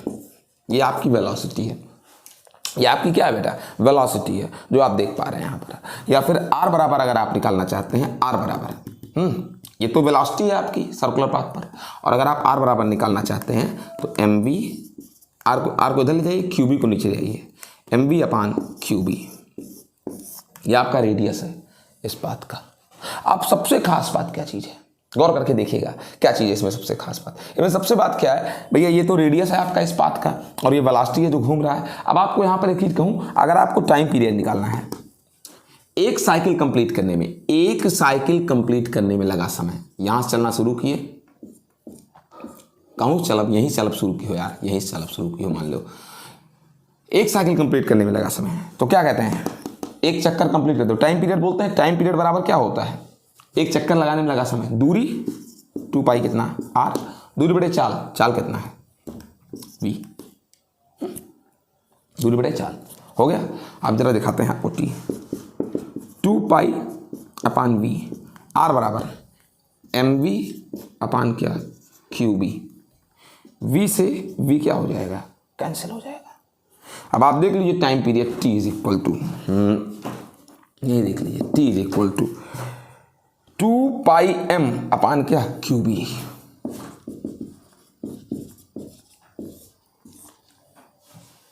सबसे खास बात इसमें क्या चीज है, इसमें सबसे खास बात क्या चीज है बेटा, इसमें सबसे खास बात यह है बेटा कि दो चीजों पर नहीं डिपेंड करता टाइम पीरियड दो चीजों पर डिपेंड नहीं करता। एक, ना तो वेलोसिटी पर डिपेंड करता, कहीं वेलोसिटी दिख रही है नहीं, और ना तो टाइम पीरियड पाथ पर डिपेंड करता है, रेडियस पर। ना तो वेलोसिटी पर डिपेंड करता है टाइम पीरियड, और ना किस पर, रेडियस पर। अब इस बात के सबसे बड़े मैसेज क्या है, ऐसा क्यों होना चाहिए, सबसे बड़ा मैसेज, पता नहीं मैं टफ पढ़ा रहा हूं, सरल पढ़ा रहा हूं, अच्छा पढ़ा रहा हूं, पूरा पढ़ा रहा हूं, लेकिन जैसा भी पढ़ा रहा हूं बिंदास पढ़ा रहा हूं। मैं आपसे नहीं कहता मेरी तारीफ कीजिए, मैं अपनी तारीफ खुद करता हूं। अच्छी अच्छी कंपनियां अपनी ब्रांडिंग करती हैं। खास बात देखिए, इन दोनों बातों का बिग मैसेज क्या है। अगर टाइम पीरियड वेलोसिटी पर नहीं डिपेंड करता, टाइम पीरियड रेडियस पर नहीं डिपेंड करता, वो जो पथ बड़ा हो जा रहा है, तो इसका खास मैसेज क्या है, इसका खास मैसेज क्या है, इसका खास मैसेज मैं बताऊं। सबसे बड़ी शर्त क्या है साइक्लोट्रॉन में, सबसे बड़ी शर्त यह है साइक्लोट्रॉन में, सबसे बड़ी शर्त कि तुमको एक चक्कर उतने समय में कंप्लीट करना है जितने समय में अल्टरनेटिंग वोल्टेज का एक चक्कर कंप्लीट होता है।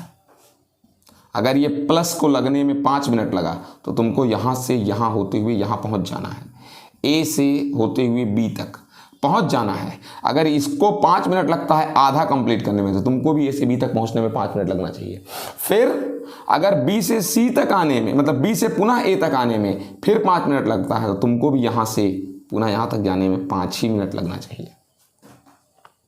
ये पहली शर्त है, ये तुमको पूरा करना ही करना है, आपको हर हाल में पूरा करना है।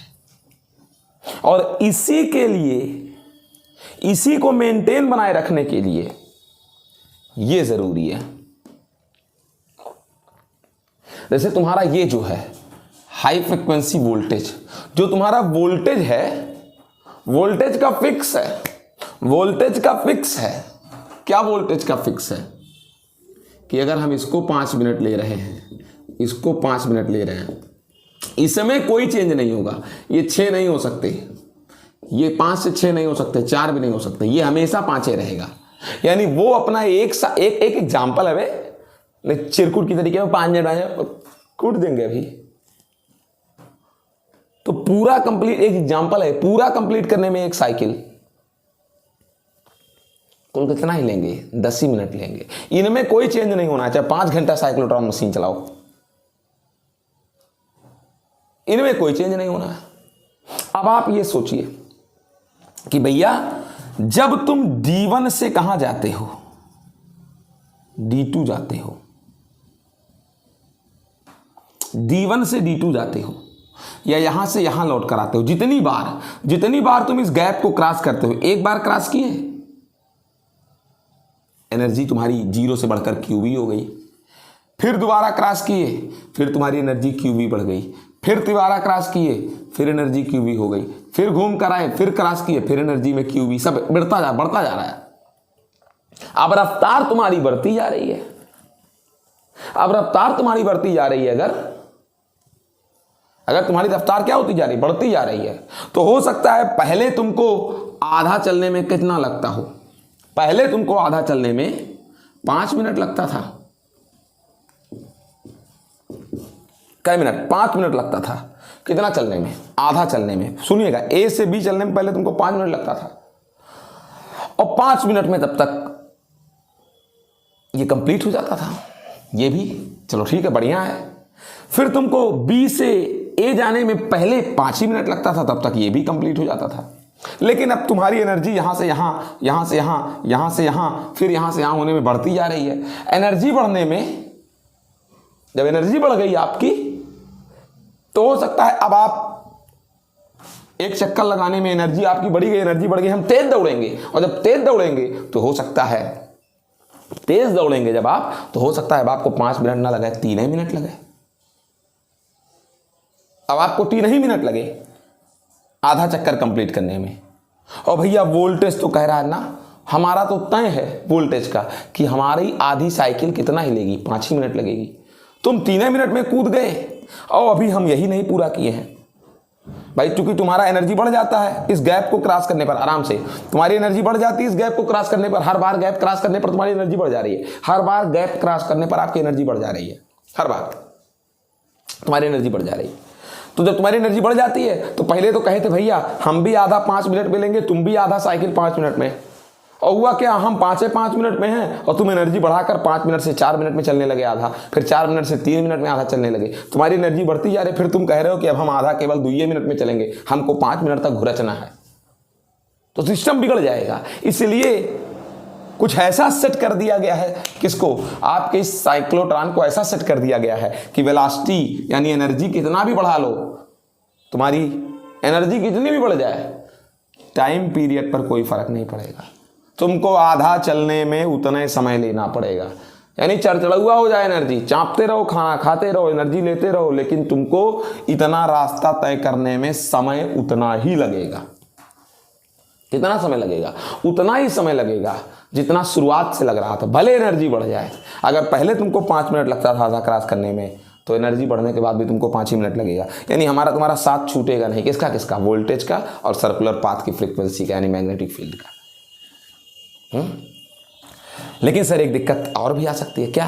आप देखिए, पहले कमरा छोटा चलता था, पहले वृत्त छोटा था, सर्किल छोटा था, फिर क्या हुआ? धीरे धीरे सर्किल बड़ा होता जा रहा है, बड़ा होता जा रहा है सर्किल, बड़ा होता जा रहा है सर्किल, सर्किल बड़ा होता जा रहा है। अब जब ज़्यादा बड़ा हो जाएगा सर्किल, देखिए पहले इतना बड़ा था, फिर इतना बड़ा हुआ सर्किल, फिर इतना बड़ा हो गया सर्किल, फिर इतना बड़ा हो गया सर्किल, सर्किल बड़ा होता जा रहा है। भैया सर्किल बड़ा होगा तो भैया अगर हमको पहले अब चिल्लाएगा कहना कि भैया पहले रास्ता छोटा रहा, पहले रास्ता छोटा था तो मैं आधा चलने में 5 मिनट लेता था, मेरा रास्ता बड़ा हो जा रहा है तो अब मैं 6 मिनट लूँगा। वोल्टेज जब कहेगा हम तो 5 ही मिनट देंगे भैया एक चक्कर में, और तुमको कैसे 6 मिनट दे दे, तो कहेगा भैया हमारा रास्ता और बड़ा हो गया, अब हमको 7 मिनट चाहिए। वोल्टेज कहेगा मैं तो 5 ही मिनट चलूँगा।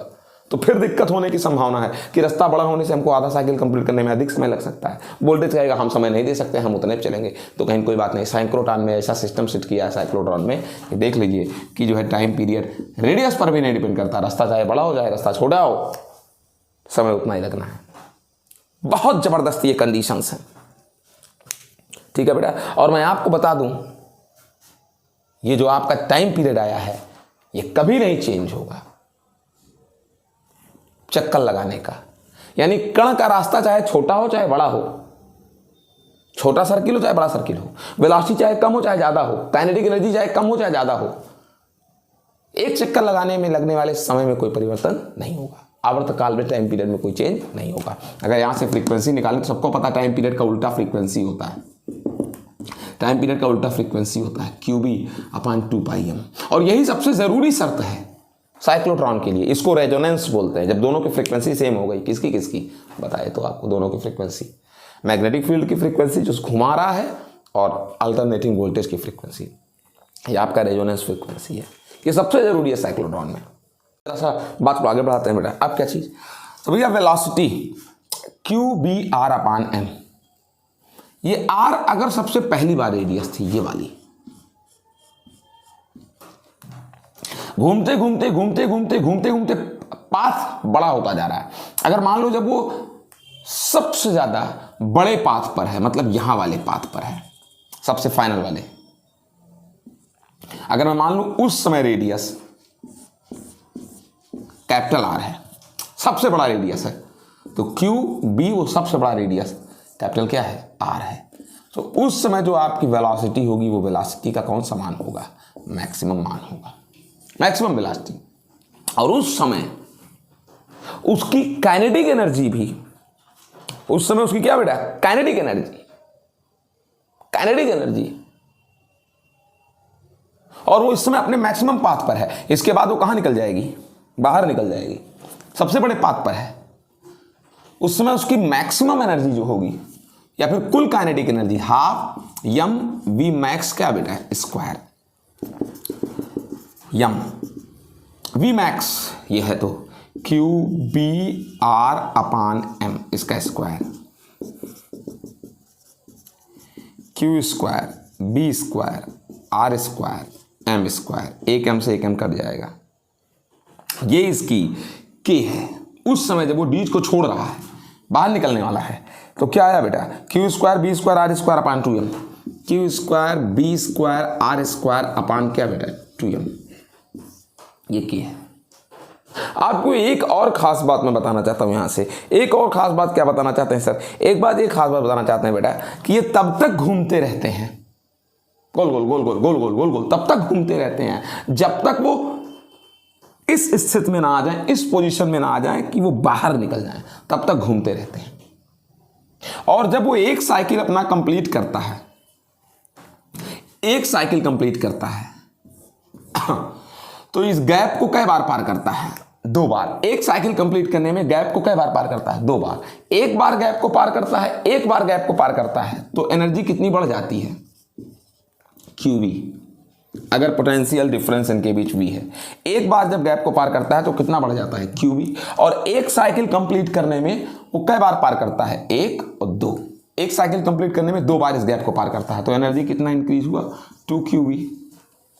और अगर उसने फाइनल कंडीशन में बाहर निकलने की पोजीशन में n बार चला है, वो कितनी बार? n बार चला है, तो उसकी K नेट 2qv और मल्टी क्या n, अगर वो n बार चला है तो, यानी उसकी total kinetic energy 2nq into क्या होगी, v होगी, अगर वो n बार चलता है तो।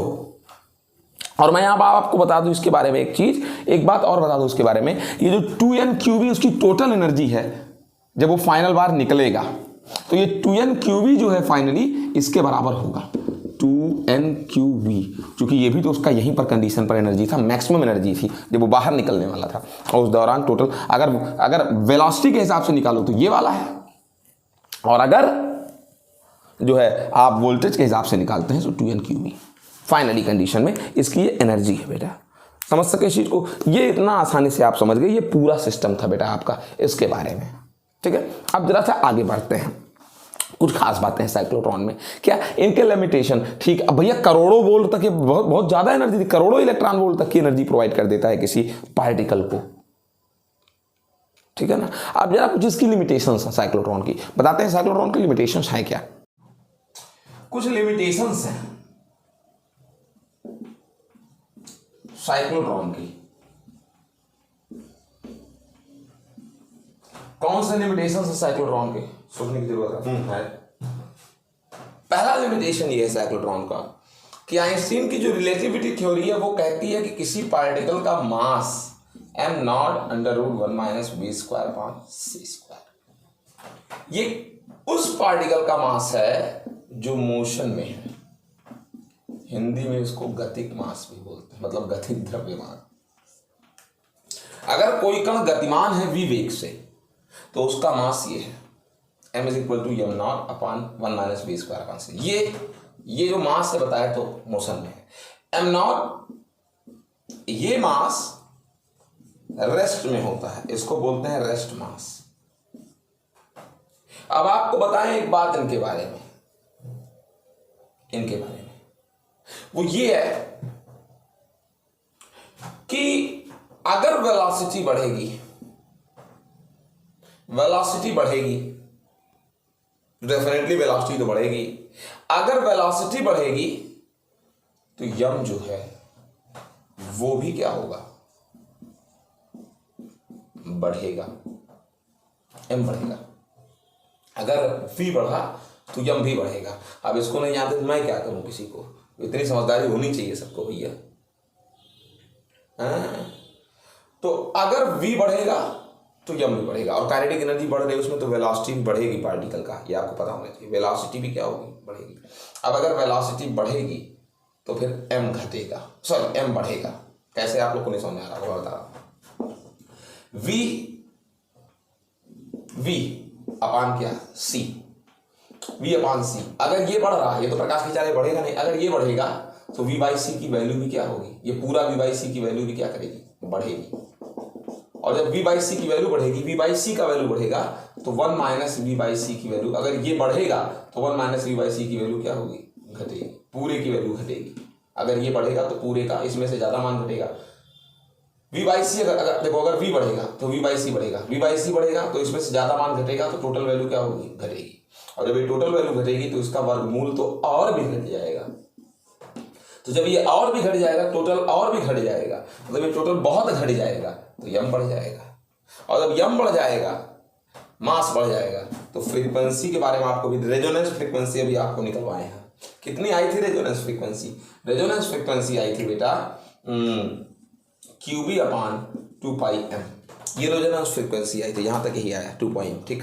ये रेजोनेंस फ्रीक्वेंसी है। रेजोनेंस फ्रीक्वेंसी मतलब वही कि एक साइकिल लगाने में उतना समय जितना अल्टरनेटिंग वोल्टेज का, जितना इसका टाइम पीरियड हो उतना इसका भी हो, या फिर जितनी घूमने की फ्रीक्वेंसी हो उतने इसकी फ्रीक्वेंसी हो। अब भैया मास बढ़ गया तुम्हारा, और जब यम बढ़ गया तो फ्रीक्वेंसी घट जाएगी, और जब फ्रीक्वेंसी घट जाएगी, फ्रीक्वेंसी क्या हो जाएगी, घट जाएगी। फ्रीक्वेंसी घट जाएगी मतलब, फ्रीक्वेंसी घटने का मतलब क्या निकला कि अब ये दोनों सेम नहीं रह गए। ये फ्रीक्वेंसी घट गई इनकी घूमने की फ्रीक्वेंसी। अब अगर इनको अगर 35 मिनट लगता है एक साइकिल कंप्लीट करने में, तो इनको 35 मिनट नहीं लगता है, इनको 40 मिनट लगता है। मतलब दोनों की फ्रीक्वेंसी अब बराबर नहीं रह गई। अगर ये 10 चक्कर पूरा कर लेते हैं 1 सेकंड में, अगर वोल्टेज 10 चक्कर पूरा कर लेता है 1 सेकंड में, तो ये 10 चक्कर पूरा नहीं कर पाते 1 सेकंड में। इनको 1 सेकंड, इनको 10 चक्कर पूरा करने के लिए ज़्यादा समय चाहिए।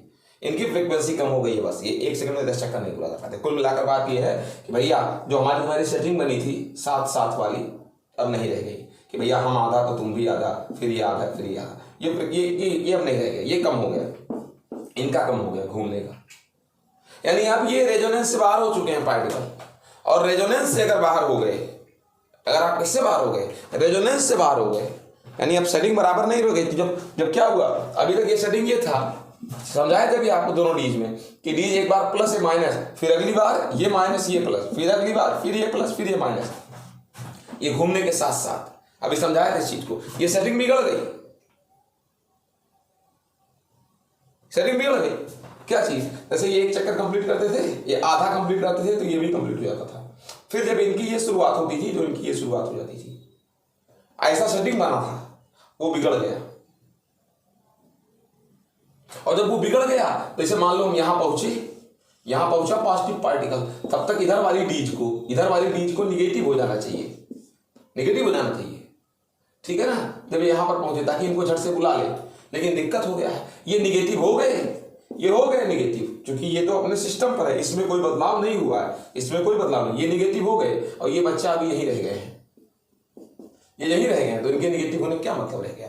और जब तक ये यहां पहुंचे, ये जब तक यहां पहुंचेंगे तब तक ये फिर से पॉजिटिव हो जाएगा। और अगर ये पॉजिटिव हो गया कहीं तो इनको अपनी ओर आने नहीं देगा, सिस्टम पूरा बिगड़ गया। तो ये कमी है इनकी। पहले इस कमी को हम कैसे दूर करेंगे। इनकी फ्रीक्वेंसी में जो कमी हो गई थी, किसकी, जो है इसके पार्टिकल जो घूम रहा था, इसकी फ्रीक्वेंसी में जो कमी हो गई थी कि QB/2 पाई क्या M, इसकी फ्रीक्वेंसी की कमी को आप कैसे, चूंकि इनके तो फ्रीक्वेंसी में कोई दिक्कत नहीं आया, वोल्टेज की फ्रीक्वेंसी में कोई दिक्कत नहीं आई, लेकिन चक्कर लगाने वाले की फ्रीक्वेंसी में दिक्कत आ गई, कमी हो गई। तो दो ही तरीका हो सकता है। तो जो रेजोनेंस फ्रीक्वेंसी, चक्कर लगाने वाले की फ्रीक्वेंसी, ये फ्रीक्वेंसी जो घट गई थी मास बढ़ने से, तो इस फ्रीक्वेंसी को कैसे बढ़ा सकते हो, या तो मैग्नेटिक फील्ड को बढ़ाओ।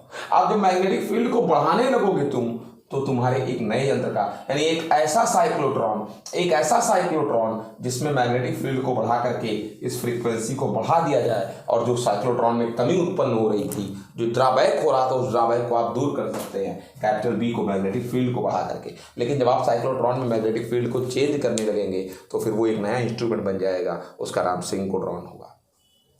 या तो ये कर लो, या फिर एक काम और तरीका हो सकता है। क्या चीज, कि भैया जैसे जैसे FR घट रहा है, कौन घट रहा है, रेजोनेंस फ्रीक्वेंसी, चूंकि M बढ़ने से FR घट जा रहा है, तो एक तरीका और हो सकता है, इनको घटा रहा भैया, फिर वोल्टेज की भी फ्रीक्वेंसी को क्या कर लो, वोल्टेज की भी फ्रीक्वेंसी को घटाओ। भाई इनकी फ्रीक्वेंसी घट जा रही है M बढ़ने से, तो काम करो हमारी फ्रीक्वेंसी घटा दो वोल्टेज की, ठीक है, ये सिंक्रोट्रॉन हो जाएगा। लेकिन तब और एक खास बात और है, इनका एक कमी, इलेक्ट्रॉन का आप यूज नहीं कर सकते साइक्लोट्रॉन में, इलेक्ट्रॉन को आप साइक्लोट्रॉन से एक्सीलरेट नहीं कर सकते। अब बहुत लोग पूछते हैं गुरुजी इलेक्ट्रॉन को क्यों नहीं एक्सीलरेट कर सकते साइक्लोट्रॉन से। इसलिए तुम इलेक्ट्रॉन को एक्सीलरेट नहीं कर सकते साइक्लोट्रॉन से। क्यों नहीं एक्सीलरेट कर सकते, इसलिए आप नहीं एक्सीलरेट कर सकते साइक्लोट्रॉन, इलेक्ट्रॉन को साइक्लोट्रॉन से। कुछ लोग सोचते हैं निगेटिव है इसलिए, इसलिए नहीं, क्योंकि इलेक्ट्रॉन के बारे में एक खास बात है। क्या चीज, कि भैया बता रहा हूं, परेशान ना हो। इलेक्ट्रॉन का मास बहुत कम है, बहुत हल्का है इलेक्ट्रॉन। प्रोटॉन से 1800 लगभग 36 या 38 या 39 गुना। अब इलेक्ट्रॉन का मास बहुत कम है। अब मास कम होने की वजह से उसकी वेलोसिटी चाप के बढ़ जाती है, बहुत बढ़ जाती है। हल्का चीज बहुत तेज नापने लगता है, अब उसकी वेलोसिटी बहुत बढ़ गई। जब उसकी चूंकि मास बहुत कम है इलेक्ट्रॉन का, जब उसकी वेलोसिटी बहुत बढ़ गई तो फिर सर्किट पैदा हो गया, फिर वेलोसिटी बढ़ गई, यानी अब फिर उसका जो ये वाला मास है, मोशन मास, ये बहुत ही कम हो गया। मतलब सॉरी, इसका ये बहुत बढ़ गया, ये क्या कहा मैंने? इलेक्ट्रॉन का रेस्ट मास बहुत कम है, बहुत हल्का है इलेक्ट्रॉन, तो उसकी वेलोसिटी बहुत बढ़ जाती है। जब उसकी वेलोसिटी बहुत चढ़ुआ बढ़ जाती है तो भैया उसका ये वाला मास बहुत बढ़ जाता है। जब ये बहुत बढ़ जाता है, ये वाला मास बहुत बढ़ जाता है, ये वाला मास, तो ये एकदम इसकी फ्रीक्वेंसी क्या होती चली जाती है, घटती चली जाती है। तो यानी इलेक्ट्रॉन के लिए एकदम खेल बिगड़ जाता है, रेजोनेंस फ्रीक्वेंसी एकदम इनके मैच के बराबर नहीं रह जाती, और उसको किसी भी तरीके से आप कर भी नहीं सकते हैं। थोड़ा मोड़ा कमी हो तो फिर मैं बी से सेट कर लूँ, फिर जब बहुत ज़्यादा कमी आ गई फ्रीक्वेंसी में तो आप बी को बढ़ाकर भी नहीं सेट कर सकते। तो इसलिए इलेक्ट्रॉन को लिखें। और न्यूट्रॉन के लिए कोई बात ही नहीं, क्योंकि न्यूट्रॉन पर चार्ज नहीं है और चार्ज पार्टिकल का ही पूरा सिस्टम है। खास बात क्या है, यूज क्या है साइक्लोट्रॉन का? साइक्लोट्रॉन का जो पहला यूज है बेटा कि ये साइक्लोट्रॉन बहुत ज़्यादा एनर्जेटिक बना देता है, चार्ज पार्टिकल को बहुत एनर्जेटिक बना देता है। और इतना चार्ज पार्टिकल क्या करेंगे, एनर्जी बढ़ा करके, किसी भी आवेशित कण की एनर्जी बढ़ाकर क्या करोगे भैया, न्यूक्लियस का स्ट्रक्चर समझने के लिए, न्यूक्लियस को तोड़ने के लिए, ठीक है, न्यूक्लियस के अंदर इन्वेस्टिगेशन करने के लिए हम लोग यही तोड़फोड़ मचाते हैं। और तोड़फोड़ करते कैसे हैं, एनर्जी देकर के टकरवा देते हैं। दीवार तोड़ना है, जाके लड़ जाओ दीवार से, तो मैं एक चार्ज पार्टिकल, मुझे नाभिक तोड़ना है, मुझको एनर्जी दो, मैं जाकर नाभिक से टकरा जाऊँगा, तोड़ दूंगा, ये काम करता है। दूसरी चीज़ क्या है कि भैया न्यूक्लियर फ्यूज़न ये तमाम नाभिकीय विखंडन, नाभिकीय संलयन, ये तमाम सारी घटनाएं जिसमें नाभिकों पर, न्यूक्लियस पर जो है चार्ज पार्टिकल को दौड़ा के मारा जाता है, वो चपक जाते हैं उनसे या फिर तोड़ देते हैं जाकर न्यूक्लियस को, तो एनर्जी देनी पड़ती है पार्टिकल को जिसको टकराना है, ठीक है। और इनका यूज क्या है बेटा, और आपको बता दें कि सॉलिड का स्ट्रक्चर स्टडी करने के लिए भी